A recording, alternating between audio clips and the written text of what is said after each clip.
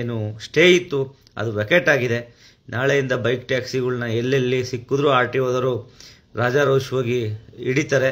ನಮಸ್ಕಾರ, ನಾನು ನಿಮ್ಮ ಮಾತಾಡ್ತಾ ಇದ್ದೀನಿ. ನಿಮ್ಮೆಲ್ಲರಿಗೂ, ನಮ್ಮ ಆಟೋ ಚಾಲಕರಿಗೆಲ್ಲರಿಗೂ ಒಂದು ಖುಷಿ ವಿಚಾರ.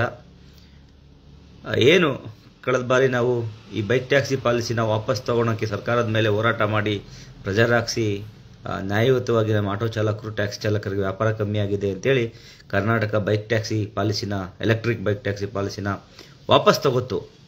ಅದಾದಮೇಲೆ ಬೈಕ್ ಟ್ಯಾಕ್ಸಿಯವರಿಗೆ ಒಂದು ದೊಡ್ಡ ನಡುಕ ಶುರುವಾಯಿತು.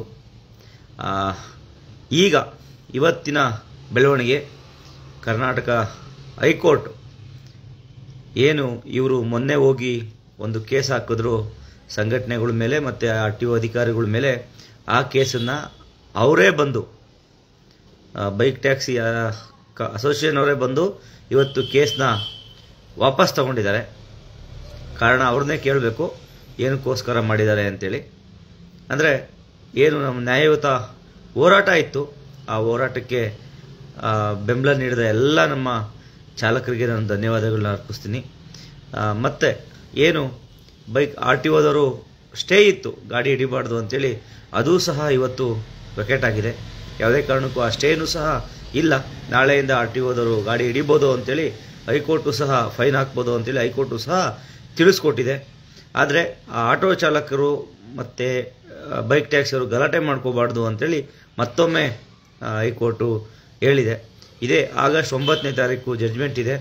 ಅದಕ್ಕೋಸ್ಕರ ಅಲ್ಲಿವರೆಗೂ ಯಾವುದೇ ರೀತಿ ಕಾನೂನನ್ನ ಕೈಗೆತ್ತಿಕೊಳ್ಳದಂಗೆ ನೀವು ಆಟೋ ಚಾಲಕರು ಇರಬೇಕು ಅಂತೇಳಿ ಹೈಕೋರ್ಟ್ ಮನವಿ ಮಾಡಿಕೊಂಡಿದೆ.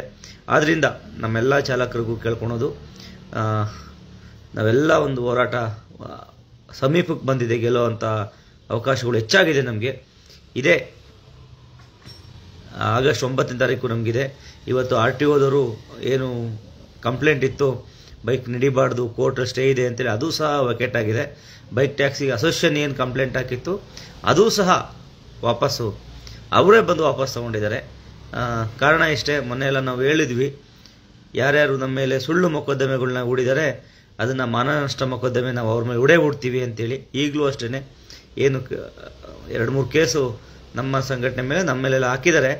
ಅದಕ್ಕೂ ಸಹ ನಾವುಗಳು ಉತ್ತರ ಕೊಡ್ತೀವಿ. ನ್ಯಾಯಾಲಯದಲ್ಲಿ ಎಷ್ಟು ನಮ್ಮ ಪರವಾಗಿ ತೀರ್ಮಾನ ಬರುತ್ತೆ. ಯಾಕೆಂದರೆ ನಾವೇನು ತಪ್ಪು ಮಾಡಿಲ್ಲ. ಬಂದ ತಕ್ಷಣ ಯಾರ್ಯಾರು ಈ ಬೈಕ್ ರೈಡರ್ಗಳನ್ನ ಇಟ್ಟು ಈ ಕಂಪ್ನಿಯವನು ನಮ್ಗಳ ಮೇಲೆ ಕೇಸ್ ಹಾಕಿದ್ದಾನೆ ಅವ್ರಿಗೆಲ್ಲ ನಾವು ಮಾನನಷ್ಟ ಮೊಕದ್ದಮೆ ಹಾಕೋದಂತೂ 100% ನಿಜ.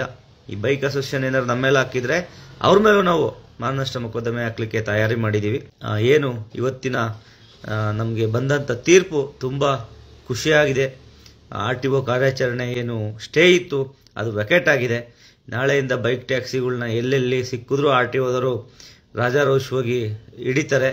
ನಾನು ನಿಮ್ಗಳು ಕೇಳ್ಕೊಳೋದಿಷ್ಟೇ, ನೀವುಗಳು ಬೈಕ್ ಟ್ಯಾಕ್ಸಿಯವರು ಈ ಕಂಪ್ನಿಯವ್ರ ಮಾತು ಕೇಳಿಕೊಂಡು ದಯವಿಟ್ಟು ದಂಡ ಹಾಕಿಸ್ಕೋಬೇಡಿ. ನಿನ್ನೆನೂ ಸಹ ವಿಡಿಯೋದಲ್ಲಿ ನಾನು ಹೇಳಿದ್ದೀನಿ ಯಾವ ರೀತಿ ಏನು ಸಮಸ್ಯೆ ಆಗುತ್ತೆ ಅಂತ. ನಿಮ್ಮ DL ಮೇಲೆ ಕೇಸ್ ಬರೀತಾನೆ, RTOದವ್ರ ಕೇಸ್ ಬರೀಬೇಕಾದ್ರೆ ನಿಮ್ಮ DL ನಂಬರ್ ಮೆನ್ಷನ್ ಮಾಡ್ತಾರೆ, ನಿಮ್ಮ DL ಕ್ಯಾನ್ಸಲ್ ಆಗುತ್ತೆ.